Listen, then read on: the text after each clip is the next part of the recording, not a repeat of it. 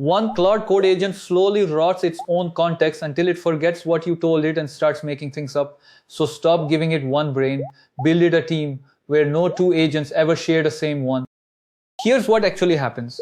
Every command it runs, every file it reads, every dead-end search, all of it gets stuffed into one context window. That window is the model's entire short-term memory, and most of what lands in there is garbage it will never need again. The full text of a file it only wanted one line from, a stack trace, a search that returned nothing. As that window saturates, the important stuff, your actual instructions, gets buried under the noise. The model doesn't crash, it just gets quietly worse. It loses the thread, contradicts itself, confidently invents a function that doesn't exist. This is context rot, and it's not a bug you can patch. It's a direct result of one agent holding everything at once. The root cause is one shared brain. So the fix is structural, not clever. Isolation. Don't make the model smarter. Stop it from ever having to hold all that junk in the first place. So what if it never had to hold all that at once? That's a subagent. A second brain running in its own separate context window with its own system prompt and its own limited set of tools. It goes off, does the messy work in its own space, and hands back one thing, a short summary. The main conversation never sees the transcript, only the answer. And a subagent isn't some hidden feature, it's a plain markdown file. You drop it in a folder called .claude/agents, and Claude Code picks it up, put it in your project, and it lives with that repo. Put it in your home .claude_agents folder, and you get it in every project. Let's build a real one, a code reviewer. Only two fields are actually required, a name and a description that tells Claude when to reach for it. Then the powerful part, tools. Here I give the reviewer read, grep, and globe, and nothing else. No write. It physically cannot edit your code, it can only look. That's the constraint enforced by the file itself. One more line, model haiku. That routes this agent to a cheaper, faster model because reviewing doesn't need your most expensive one. And there's no wizard for any of this, you just ask Claude to write the file or you type it yourself. One specialist is nice. The real power is chaining three.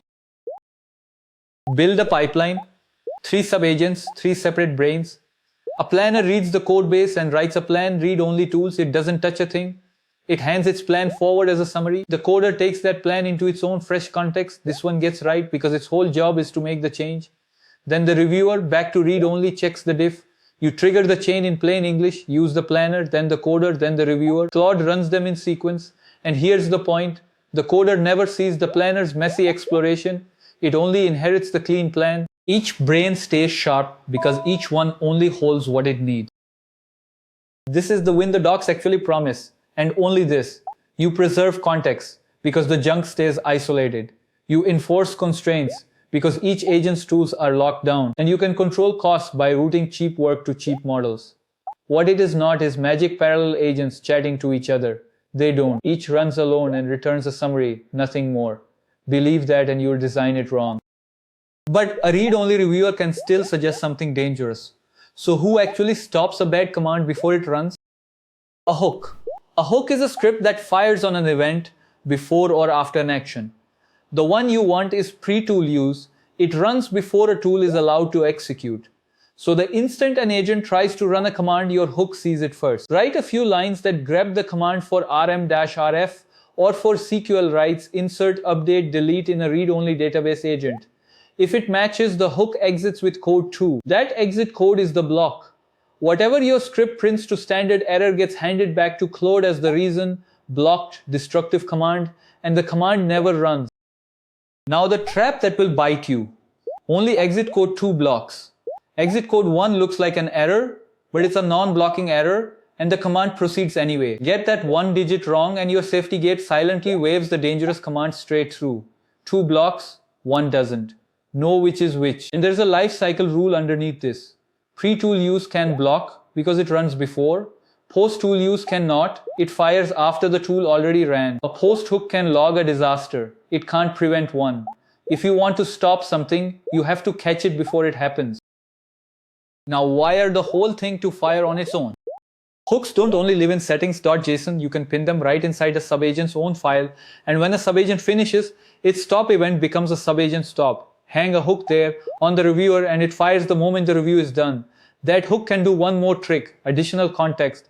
It injects the reviewer's verdict straight back into the conversation. So the reviewer found 3 issues, fixed them, re-enters the loop automatically without you copy-pasting anything.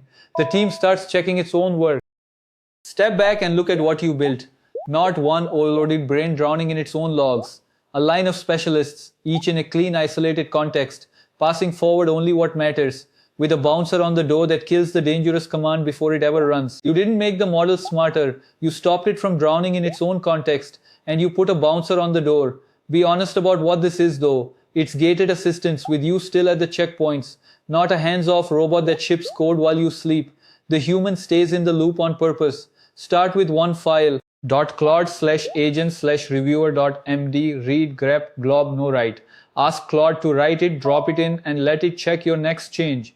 That's the whole beginning.